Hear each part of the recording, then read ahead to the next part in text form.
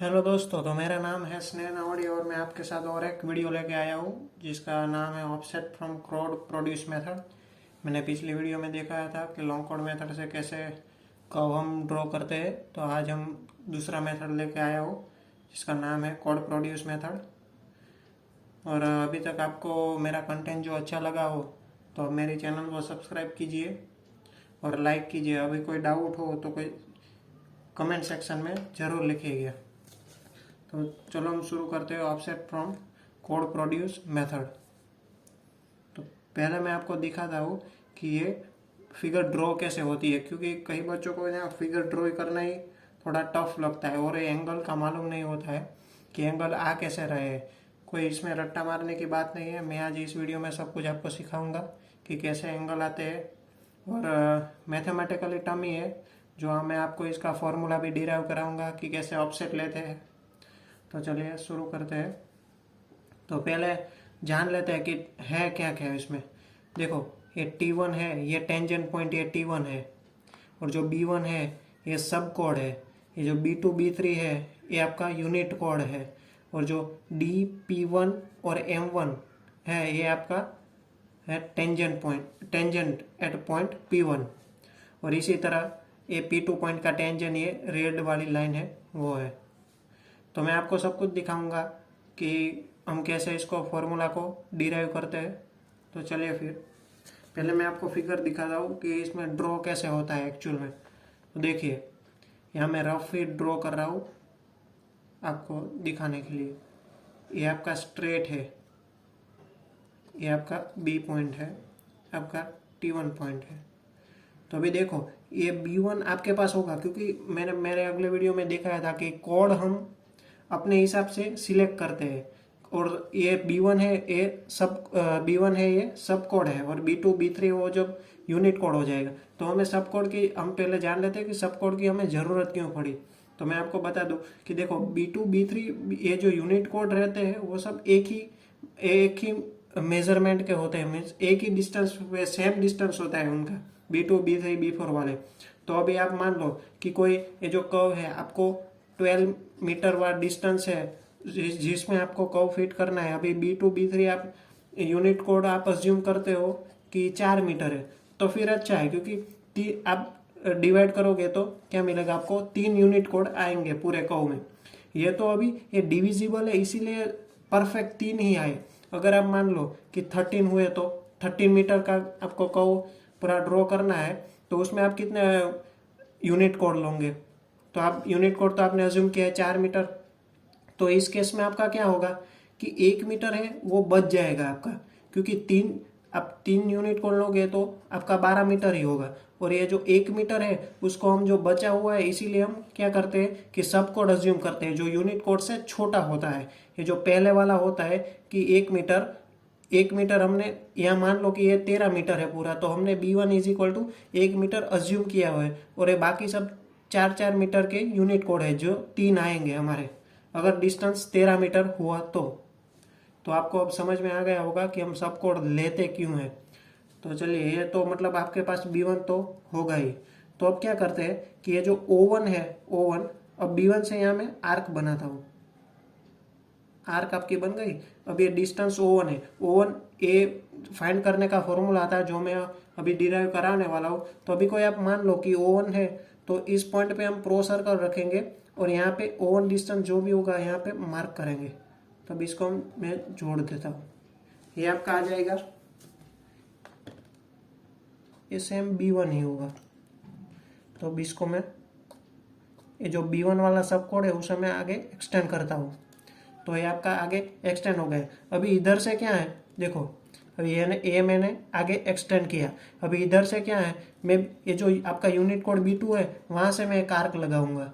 तो चलिए, ये कोई मैंने आर्क लगा दी जिसका डिस्टेंस क्या है, O2 है। तो यहाँ से मैं प्रो सर्कल का सेंटर रखूंगा और यहाँ पे मैं O2 जो डिस्टेंस होगा वहाँ पे मैं आर्क लगाऊंगा। तो ये आपका हो जाएगा O2, और मैं इसे सिंपली जोड़ दूंगा। तो ये मुझे मिल जाएगा B2, जो कर्व का हमें यूनिट कोड मिला है, ये B2 नीचे वाला। और सेम उसी तरह इसमें जो किया इसी तरह ही अभी ये मैं दूसरा यूनिट कोड B2 मिला उसे मैं आगे एक्सटेंड करूंगा जो इसमें किया गया है मैंने। और यहाँ पे मैं आर्क लगाऊंगा, ये B2 पे, B2 यहाँ पे सेंटर रख के यहाँ पे आर्क लगाऊंगा, और ये मेरा हो जाएगा O3। O2 O3 आपका सेम ही आएगा, क्योंकि यूनिट कोड B2 B3 का फॉर्मूला डिस्टेंस सेम ही है। मैं आपको फॉर्मूले में डिराइव कराऊंगा तो आपको समझ में आ जाएगा कि क्यों सेम आ रहा है। तो ये O3 का डिस्टेंस भी यहाँ को है, तो इसे मैं छोड़ दूंगा। सिंपली आपका हो गया कर्व। तो चलिए फिर आप फॉर्मूला डिराइव करने के लिए आगे बढ़ते हैं। तो एक ही मिनट, मैं आपको पहले एंगल दिखा देता हूँ, जिससे आपको कंफ्यूजन कोई ना हो कि एंगल ये कैसे आए। ये अल्फा आपने अज्यूम किया है यहाँ पे, ये जो अल्फा है आपका एंगल CT1P1, देखो angle CT1P1 is equal to alpha. अभी ये क्या है, दो रेडियस है, मीन्स आइसोस्केलस ट्राइंगल हो जाएगा, तो ये आपका आ जाएगा 90 माइनस अल्फा, क्योंकि ये तो टेंजेंट है और टेंजेंट के साथ रेडियस ये 90 का एंगल बनाएगी, तो ये आपका आ जाएगा 90 माइनस अल्फा। तो आइसोस्केलस ट्राइंगल है, तो ये एंगल भी आपका 90 माइनस अल्फा हो जाएगा। तो अब पूरा त्रिकोण क्या होता है, देखो पूरा triangle T1P1O is equal to 180। तो अभी देखो 90 minus alpha plus 90 minus alpha, अभी ये आपके पास है नहीं, मैं आपको सिखा रहा हूँ कि ये 2 अल्फा आया कैसे। तो इसका मैं अज्यूम कर लेता कोई एक्स एंगल है, तो ये 180 डिग्री, तो ये 90 और 90 180 और ये 180 कैंसल, और ये माइनस अल्फा क्या हो जाएगा, -2 alpha plus x is equal to 0। तो x is equal to 2 alpha, हमने एक्स इसे अज्यूम किया था, तो ये आपका आ गया 2 अल्फा। तो अभी ये 90 माइनस अल्फा है, तो अभी मैंने यहाँ पे बताया कि DP1 और M1, DP1 और M1 वो है वो tangent at a point P1 है, मीन्स ये पॉइंट का टेंजेंट है। तो ये 90 माइनस अल्फा हो गए। तो यहाँ पे जिस तरह टेंजेंट के साथ रेडियस ने 90 बनाया, इसी तरह इधर भी बनाएगा 90, ये आपका आ जाएगा 90।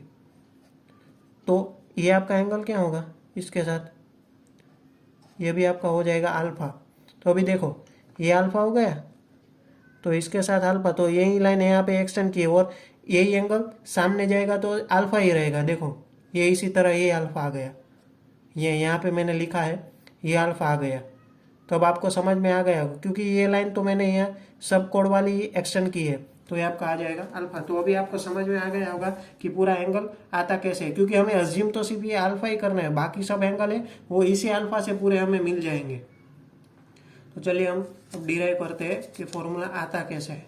तो पहले हमें डिराइव इसमें क्या करना है कि O1 O2 और O3 वो क्या आएगा वही हमें मालूम नहीं है, तो वही हमें उसका ही फॉर्मूला डिराइव करना है, क्योंकि B1 B2 B3 तो आपने अज्यूम ही किया है, बाकी सब तो आपको दिया ही गया होगा। तो चलिए करते हैं कि O1 क्या आता है। तो O1 is equal to, O1 आपको फाइंड करना है, तो O1 आपका क्या हुआ, तो देखो ट्राइंगल, ये ट्राइंगल आपका CT1P1, मैं आपको यहाँ पे ही दिखाता हूँ।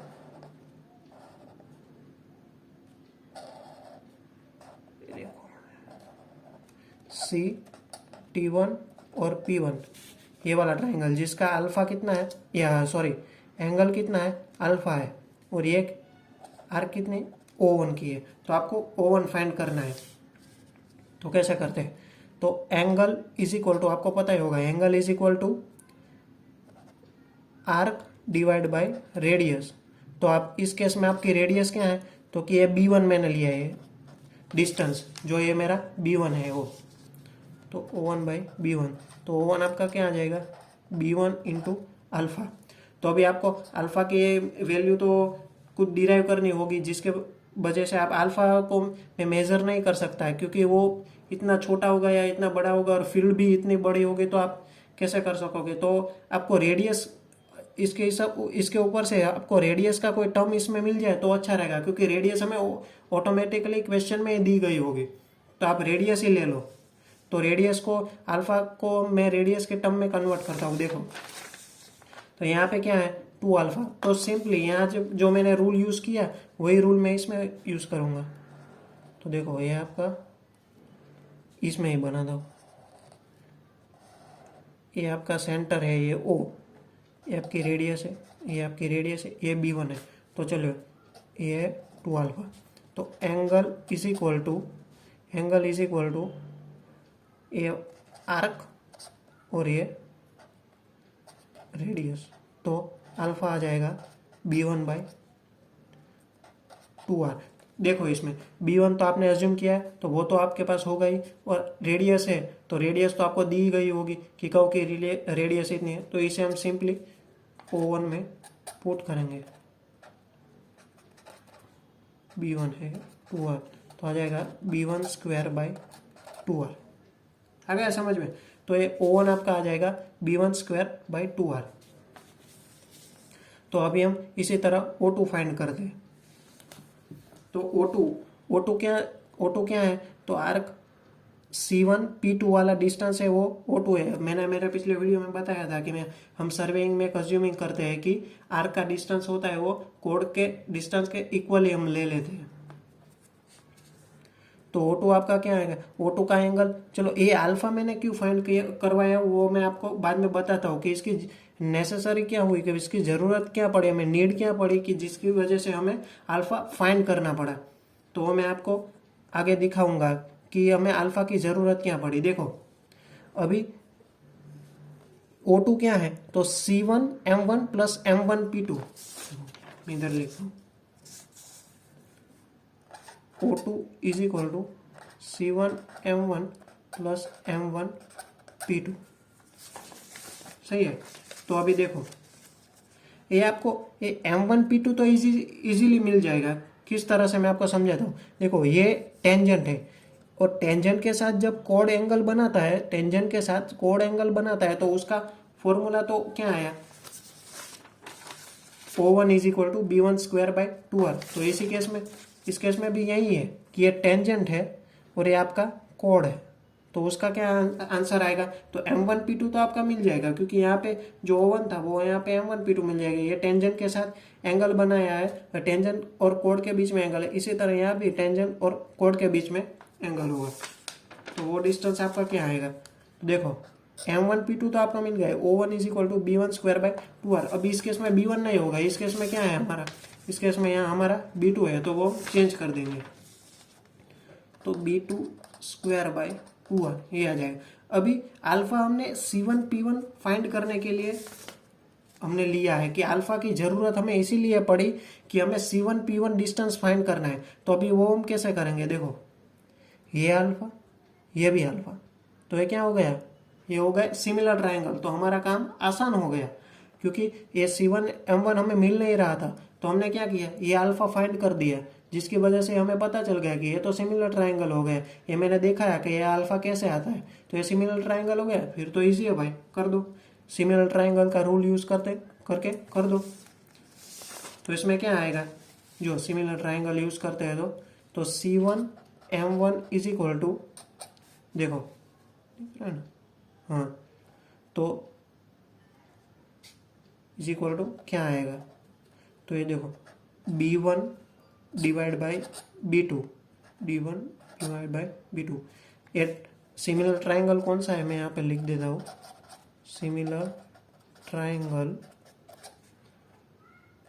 Triangle CT1P1 and triangle C1P1M1, सही है।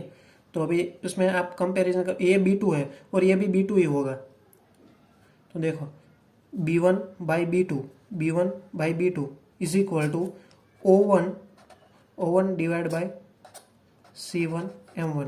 तो C1M1 इज इक्वल टू आपका आ जाएगा O1 into B2 divide by B1। अब आपके पास O2 का तो O1 का तो है ही, O1 क्या आया था? B1 बाई यहाँ पे R है, यहाँ पे R है, सॉरी। तो B1/2R is equal to B2/B1। तो ये तो आपका कैंसिल हो जाएगा, तो ये आपका आ जाएगा B1B2/2R। तो आपको दोनों ही माप मिल गए, C1M1 प्लस M1P2। तो सिंपली आप अब सम ही करोगे। देखो ये आपका आया B1B2/2R। तो B2 कॉमन ले लो, B2 बाई यहाँ पे आ रहेगा B2 by 2R, B2 by 2R common आ गया तो B1 प्लस B2 आपका अंदर बचेगा। तो यहाँ क्या है O2 का। इसी तरह ये देखो एक चेन बन रही है, एक चेन बन रही है। इसी तरह आप O3 का फाइंड करोगे तो ये आएगा B3 by 2R B2 plus B3। इसी तरह आप O4 का फाइंड करोगे तो आएगा B4 by 2R B3 by B4। ये चेन बन रही है पूरी, O2 O3 O4। इसी तरह कोई ON है तो उसका क्या आएगा, हमें जनरल फॉर्म में लिखना है तो BN divide by 2R BN-1 plus BN। ये आपका आ गया जनरल इक्वेशन। इसी तरह आप कोई भी O1 O2 O3 जितने तक आप जितने यूनिट कोड हो आपके, जितने O4 O5 ON तक जाए फिर भी आप फाइंड कर सकते हो। कितना भी लंबा का हो आप इजीली उसका इस फॉर्मूला का यूज करके आप फाइंड करते रहो। आपके पास कोई कमेंट हो जो भी आपको समझ नहीं आया है, आप कोई मेरे से दूसरा कोई वीडियो चाहते हो तो मुझे कमेंट जरूर कीजिए, जिसकी वजह से मैं आपको तुरंत ही रिजल्ट